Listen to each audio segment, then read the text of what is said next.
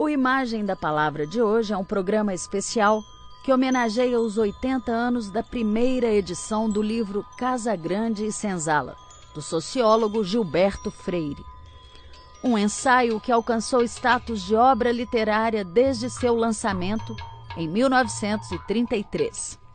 De alguma maneira, todos reconhecem que é um divisor de água. Que naquele momento, aquela obra é um divisor de água. Fala-se mais em Casagrande e Senzala, mas não se lê muito Casagrande e Senzala. Eu acho que ela precisa ser mais lida.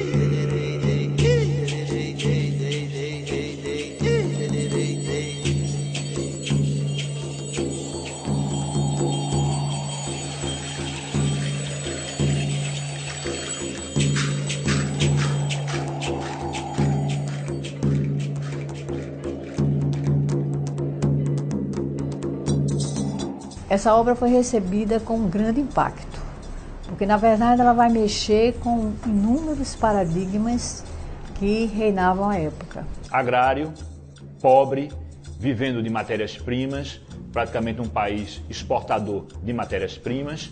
Em 1933, Hitler assumia a liderança do Partido Nazista e começavam os ecos, não é, de ideias puristas em relação à raça. E Gilberto vai justamente desmistificar isso e dizer não é por aí. A miscigenação é o que é importante. Gilberto Freire vai separar raça de cultura. Raça é uma coisa, cultura é outra, certo? E aí, ao fazer isso, você quebra a ideia de que existe raça superior e raça inferior. Ele vai mostrar que isso possibilitou um tipo de Brasil diferente, entende? Que essa facilidade em você lidar com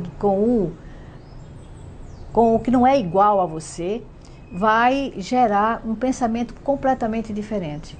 Há um intercurso cultural entre as etnias formadoras do Brasil, como talvez nenhuma outra civilização tenha havido, civilização moderna, certo?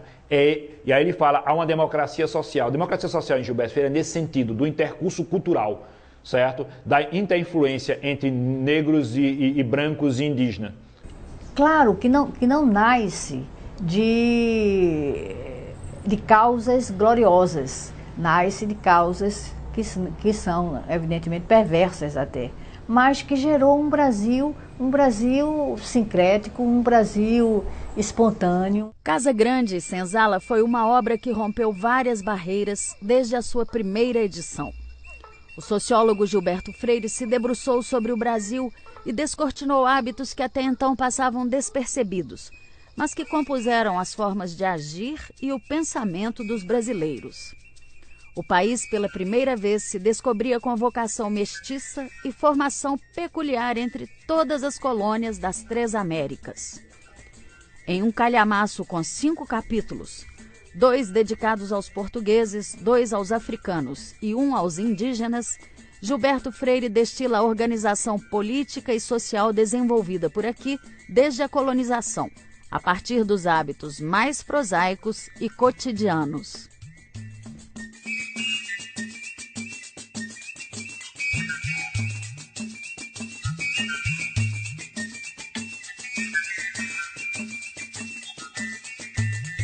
Raramente você consegue ter um título do campo das ciências sociais que torne-se adjetivo.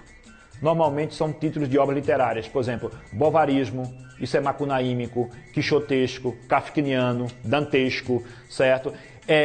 Obras literárias normalmente se tornam adjetivos, mas você raramente tem uma obra de ciência que se tornou adjetivo. Casagrande e Senzala se tornou. De modo que você pode pensar Casagrande e Senzala hoje como alguma coisa como coberturas e favelas.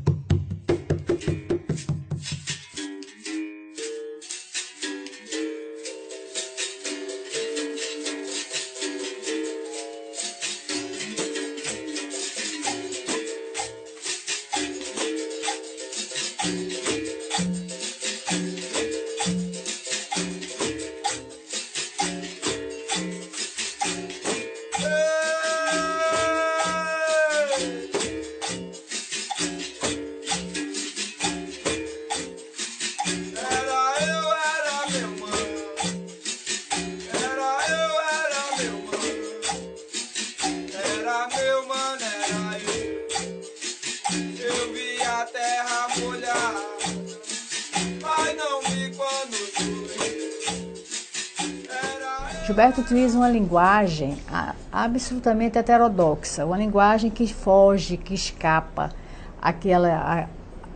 ao fechado do científico, aquela linguagem hirta, dura, densa, que parece que o científico até então reclamava isso, reivindicava por isso.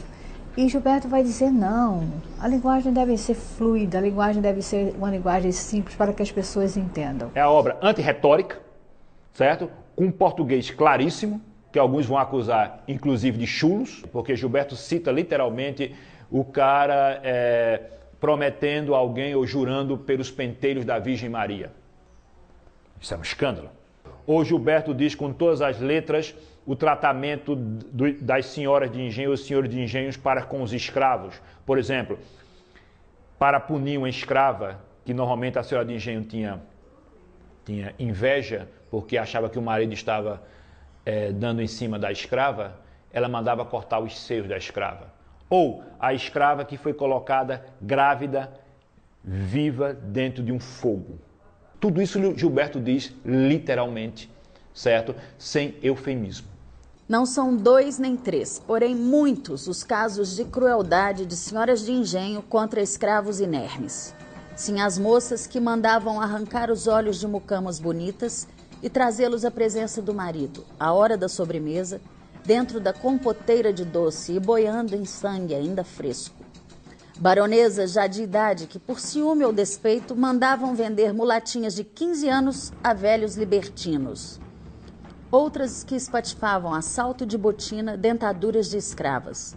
Ou mandavam-lhes cortar os peitos, arrancar as unhas, queimar a cara ou as orelhas. Toda uma série de judiarias. Que Gilberto utiliza com uma perspicácia impressionante. O imagismo, que foi uma corrente anglo-americana, voltada para a questão dos símbolos, das metáforas e da imagem. E aí ele olha e diz, é uma sociedade sanduichada, como se fosse um sanduíche, onde as duas camadas do pão representam os opostos, a casa grande e a senzala, e no meio, que é o recheio, são os homens livres. Então ele cria uma imagem. Uma outra corrente foi o expressionismo, que é uma escola pictórica, não é, alemã. Você percebe que a obra de Gilberto ela é fortemente expressionista, certo? Ou seja, o que é o expressionismo?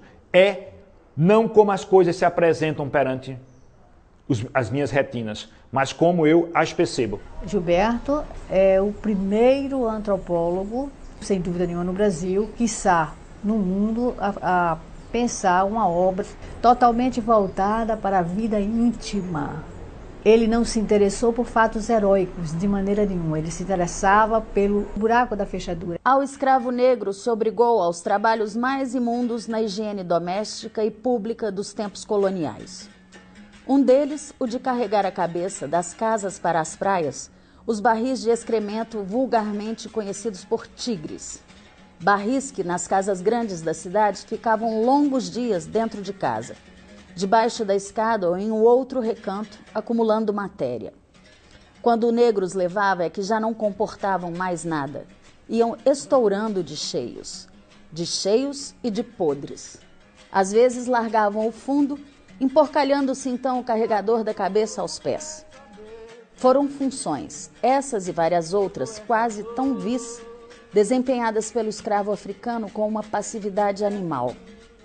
Ora, o que é que Gilberto faz? Gilberto escreve um texto onde ele se coloca também no texto. Ou seja, a sua subjetividade também está presente. Nesse ponto, a prosa de Gilberto é extremamente atual. Quer dizer, ele está muito mais próximo da pós-modernidade, do tipo de ciência que vai começar a ser produzida a partir dos anos 70, certo? Do que o que seus contemporâneos faziam.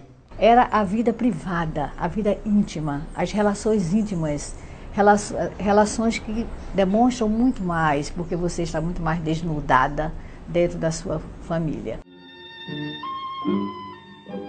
Escrevo entre livros e notas em tábua de pinho de riga.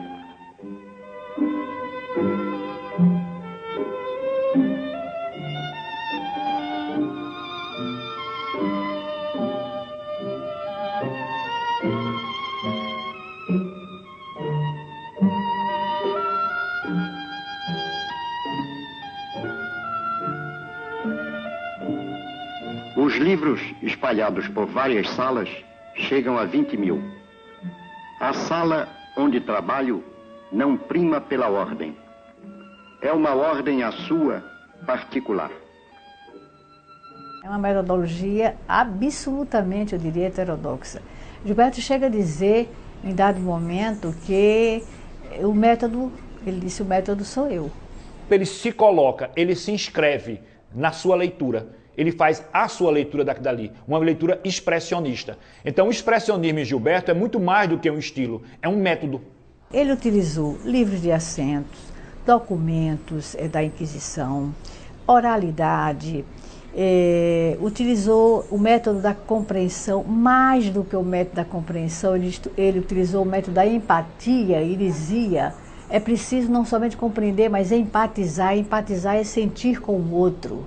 Gilberto traz esse português muito mais da rua do que do livro para um livro de ciência. Ele sempre disse, todos os elementos que podem somar, eu utilizo. Utilizou iconografia, foi pioneiro em utilizar a anunciologia. O que é isso? Anúncios de jornal.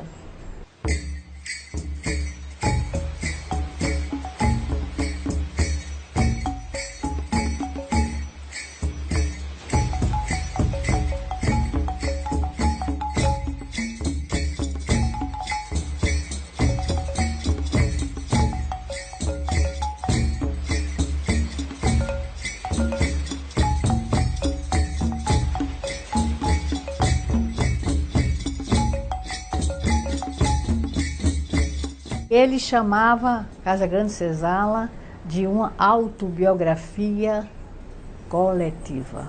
A ciência social, sobretudo, precisava apegar-se a rigores metodológicos para caminhar. E Gilberto diz, não.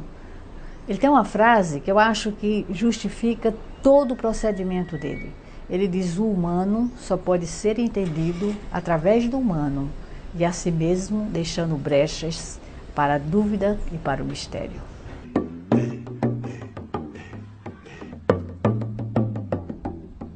Desaguando sobre a aurora, Recife senhora, de toda a magia que o mar derramou.